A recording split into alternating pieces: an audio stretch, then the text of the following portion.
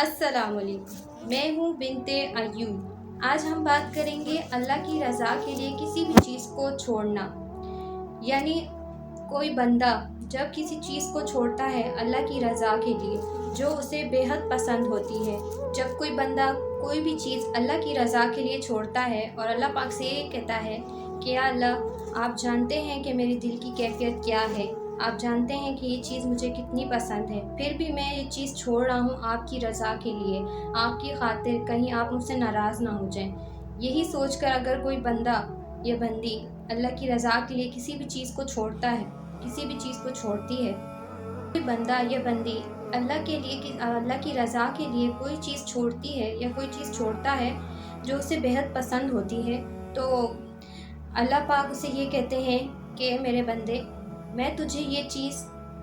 تجھے بہتر بنا کے دوں گا جو تو نے میری رضا کے لیے چھوڑا، میرے لیے چھوڑا۔ اللہ پاک فرماتے ہیں کہ میں تجھ سے کوئی چیز چھیننا نہیں چاہتا، پر جو تیرے لیے بہتر ہے وہی میں تجھے بہتر کر کے عطا کروں گا اگر تم میری خاطر اس چیز پہ صبر کرے یا اسے چھوڑ دے۔ جیسے کہ کوئی حرام ریلیشن شپ ہوتا ہے تو کسی کو ریلائز ہو جاتا ہے کہ یہ چیز وہ غلط کر رہا ہے یا غلط کر رہی ہے تو وہ اس سے کوئٹ کر دیتے ہیں، تو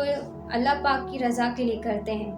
تو جیسے کوئی غلط صحبت ہو، کوئی ایسا دوست ہو قریبی جس کے لیے آپ بچپن سے جس کے ساتھ ہوں یا پھر بہت قریبی ہو، عزیز ہو آپ کو، پر وہ اس کے ساتھ بیٹھنا اٹھنا ایسا ہے کہ آپ کو اللہ سے دور کر رہا ہے یا گناہوں کے قریب کر رہا ہے، اس کی صحبت صحیح نہیں ہے اور آپ اس سے دور ہونے کا سوچ رہے ہیں، وہ صرف اور صرف اللہ کی رضا کے لیے، تو پھر اللہ پاک آپ کیا سوچتے ہیں، کیا گمان کرتے ہیں اللہ کے لیے، کیا کہ اللہ پاک کیا آپ کو ایسے ہی چھوڑ دیں گے؟ تو اللہ پاک اپنے بندوں کو آزماتے ہیں، یہ اللہ پاک کی طرف سے آزمائش ہوتی ہے ان لوگوں کے لیے جن کو اللہ پاک پسند کرتے ہیں۔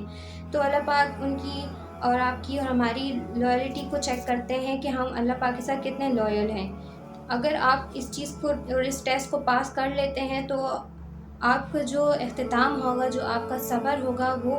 ضائع نہیں جائے گا۔ اللہ پاک آپ کو اس کو کوئی بھی چیز کے لیے آپ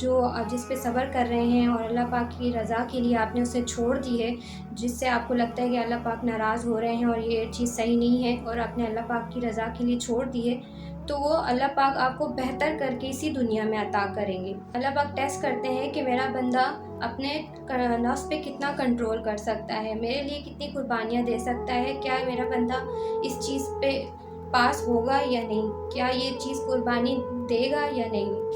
اگر آپ اللہ پاک کے لیے سیکریفائس کرتے ہیں، اللہ پاک کے لیے قربانی دیتے ہیں، تو واللہ اللہ پاک آپ کی قربانی ضائع نہیں ہونے دیں گے اور آپ کو اتنا دیں گے کہ آپ ایک دن بیٹھ کر سوچیں گے کہ جو کچھ آپ نے مانگا ہے، یا اللہ یہ تو بہت زیادہ ہے، جو کچھ میں نے مانگا ہے اس سے بہت زیادہ ہے۔ تو اللہ پاک آپ کی قربانی کو ضائع نہیں ہونے دیں گے اور اللہ پاک لازماً کوئی نہ کوئی راستہ ضرور نکالیں گے آپ کا۔ اور انسان کی سوچ وہاں تک نہیں جا سکتی، حالات ناممکن نظر آتے ہیں، پر اللہ پاک کے یہاں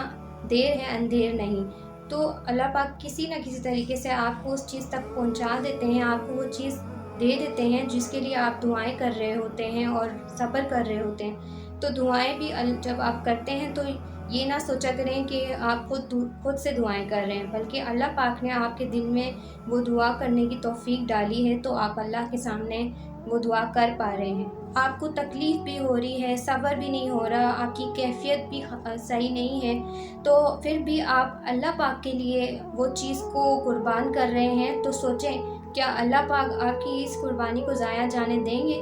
کیا اللہ پاک آپ کو اس طرح سے چھوڑ دیں گے؟ اللہ پاک نہ صرف آپ کے لیے راستہ نکالیں گے، آپ کے لیے راستے کھول دیں گے، صرف راستہ نہیں بہت سارے راستے کھول دیں گے۔ جیسے کہ فار ایگزامپل دنیا میں ہی جب ہم کسی کے ساتھ اچھا سلوک کرتے ہیں، اسے فار ایگزامپل بہت مہنگا گفٹ دیتے ہیں، تو پھر سامنے والے کے دل میں اس کے لیے اہمیت اور بڑھ جاتی ہے اور وہ سوچتا ہے کہ میرا ایک وقت آئے گا کہ میں اس سے زیادہ مہنگا تحفہ سامنے والے کو دوں گا، کیونکہ اس نے میرے ساتھ اتنی اچھی بھلائی کی ہے، میرے لیے اتنا سوچا، میرا خیر خواہ ہے، تو میں اس کے ساتھ اور بھی اچھا کروں گا۔ تو سوچیں جو اللہ رحمان ہے اور غفور الرحیم ہے، آپ اس کے لیے کوئی قربانی دے رہے ہیں، اس کے لیے کوئی چھوڑ رہے ہیں، اس کے ساتھ لویل ہیں، تو اللہ پاک کیا آپ کو ایسے ہی چھوڑ دیں گے؟ بالکل نہیں۔ تو آپ کیا سوچتے ہیں اللہ کے بارے میں اور کیا گمان رکھتے ہیں؟ تو بس اپنے دماغ میں یہ چیز ڈال لیں کہ اللہ پاک آپ کے صبر کو آزما رہے ہیں. آپ کی جو امتحان ہے، جو آپ کا صبر ہے، اس میں اگر آپ کامیاب ہو جائیں گے تو اللہ پاک آپ کے لیے راستے کھول دیں گے اور آپ کے لیے آسانی کریں گے، اور انشاءاللہ ایک دن آپ کو وہ ضرور دیں گے جو آپ مانگ رہے ہیں، جو ان کے لیے آپ دعائیں کر رہے ہیں. تو آپ کے لیے وہ بہتر کر کے آپ کو دیں گے اگر آپ صبر کریں گے. اگر حرام میں جا کر آپ اپنی منمانی کریں گے اور اپنا کریں گے، جو اپنے نفس کو کنٹرول نہیں کریں گے، غلط چیزوں کو اختیار کریں گے اور صبر نہیں کریں گے، تو اس کا انجام بھی آپ کا برا ہی ہوگا.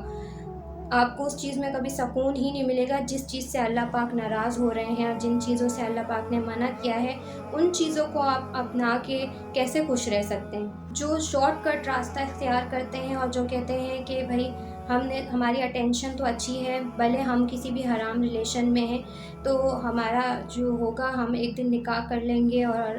اللہ پاک سے توبہ کر لیں گے جو ہم نے حرام ریلیشن کیے ہیں. تو ایسا نہیں ہوتا. آپ کو پتہ ہے سب کچھ جو حرام ہے تو وہ حرام ہے، اس کو آپ حلال کر کے اپنے لیم ایکسکیوزز دے کے آپ اس کے حلال نہیں کر سکتے. جب آپ ایک دوسرے کے ساتھ لوئل ہیں تو پھر آپ ایک دوسرے کو نکاح کا پیغام بھجوائیں اور نکاح کریں اور اس حرام ریلیشن کو ختم کریں اور شارٹ کٹ راستے کو چھوڑ دیں. اور جو چھوڑنا چاہتا ہے